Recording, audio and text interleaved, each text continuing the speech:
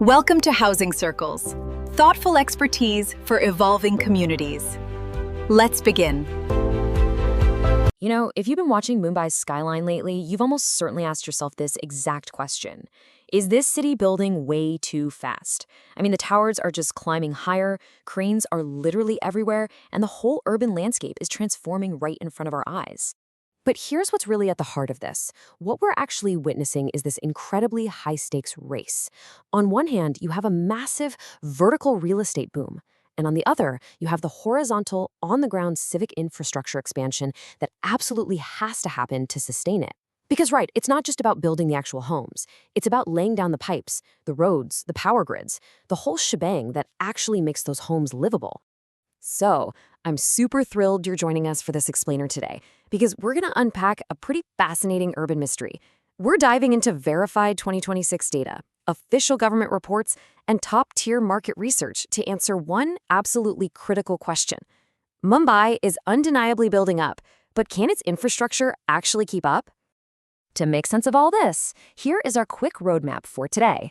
We'll start with Mumbai's real estate boom, look at the redevelopment revolution, uncover the invisible underground city, check out the expanding metropolis, and finally, look at how the city is synchronizing its future. All right, let's jump right into part one, Mumbai's real estate boom. Now, before we even touch on infrastructure, we've got to wrap our heads around the sheer volume of this skyline transformation.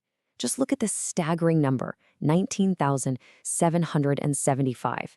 According to market research from Cushman and Wakefield, that is the exact number of new residential units launched in Mumbai in just the first quarter of 2026 alone. I mean, that is a massive, massive injection of housing supply. It shows some serious developer confidence. But as always, the real story is in the nuance. Take a look at this data from Knight Frank, covering the first half of 2026. Yeah, sales are blazing hot at over 47,000 units, and launches are nearly 50,000. But check out that bottom row. There's still a massive unsold inventory hovering around 1.5 lakh units. It's wild, right?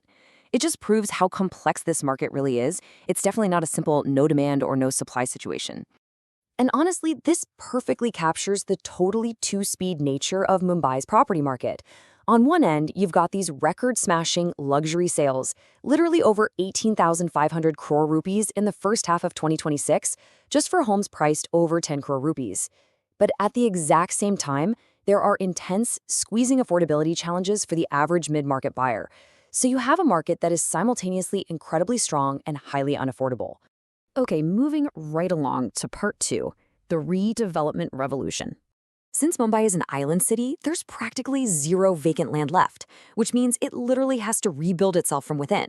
And that brings us to a major game-changing strategy, cluster redevelopment. So instead of just knocking down one single old building at a time, authorities are targeting much larger geographic areas.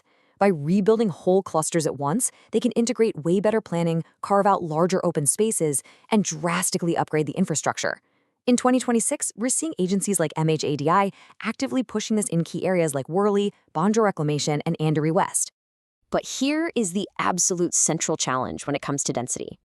Just imagine this hypothetical scenario for a second. You take an old neighborhood with, say, 1,000 families. You tear it down, redevelop it, and suddenly that exact same physical footprint needs to support 2,000 households. The roads haven't magically gotten any wider, but the demand for electricity, water, and waste collection, it literally just doubled on that exact same plot of land. And it's so important to remember that all this vertical growth isn't just random. Developers can't just wake up and decide to build a 50-story tower on a whim. The city's height is strictly boxed in by a regulatory framework known as the Development Control and Promotion Regulations, or DCPR 2034. That framework uses the Floor Space Index, or FSI, to calculate exactly how much development is legally allowed, mostly based on things like road widths and specific land use. Which brings us to our third part, the invisible underground city. So let's peel back the visible layers of the city for a minute. We can all see the gleaming new towers, right? But what about the massive challenge hidden right under our feet? Every single new apartment needs fresh water flowing in and wastewater flowing out. The success of all of this new density rests entirely on the shoulders of the municipal authority, the BMC. It's on them to make sure the water and sewage lines, basically the arteries and veins of Mumbai, can actually keep pace with the concrete jungle growing up above. Now, if you want to see reality, you look at the budget. And these numbers show some serious financial commitment. For the 2026-27 fiscal year, the BMC has carved out massive allocations to tackle this exact issue. We're talking over 7,800 crore rupees for water supply alone, and well over 8,000 crore combined for sewage treatment and sewage-related works. It's pretty clear they get it. This invisible infrastructure is the literal foundation of the real estate boom.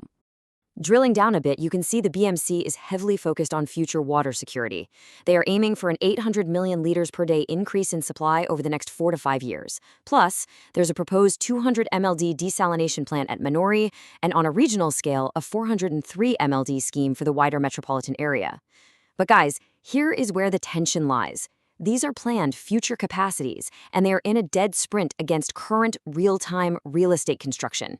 And to add another layer of complexity, all of this new infrastructure has to be viewed through a green lens.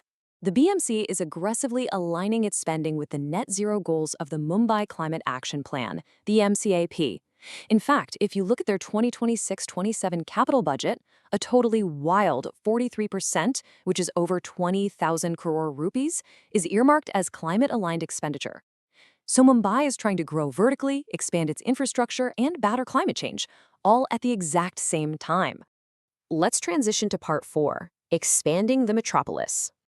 Okay, shifting gears from underground utilities to the absolute mega expansion happening above ground, because housing demand in Mumbai, it's really a metropolitan story now, not just a city center one. Just look at the jaw-dropping scale of the MMRDA's 2026 metro pipeline. We are tracking major construction across a huge network. You've got Line 4 stretching up to Kasarvada Valley, Line 5 extending to Kalyan, Line 6 cutting across to Vikhroli, and Lines 9 and 12 linking up the far western and eastern suburbs. This isn't just about easing your daily commute, it is fundamentally redrawing the real estate map by connecting the wider metropolitan region. And this is like textbook transit-oriented development. Think about how the cycle works. Transport infrastructure pushes out into peripheral areas, right? Which suddenly makes those neighborhoods incredibly attractive to homebuyers. So real estate demand naturally shifts outward to follow the new trains. But then what? All that new outward development suddenly requires its own local water, sewage, and civic infrastructure. It's just this continuous, massive loop of growth feeding even more growth. Finally, let's wrap this up with part 5, synchronizing Mumbai's future. So let's bring these two parallel tracks together, because as we all know, building a city isn't just about launching a bunch of flashy projects, it's about actually finishing them. And this is where execution challenges get glaringly real.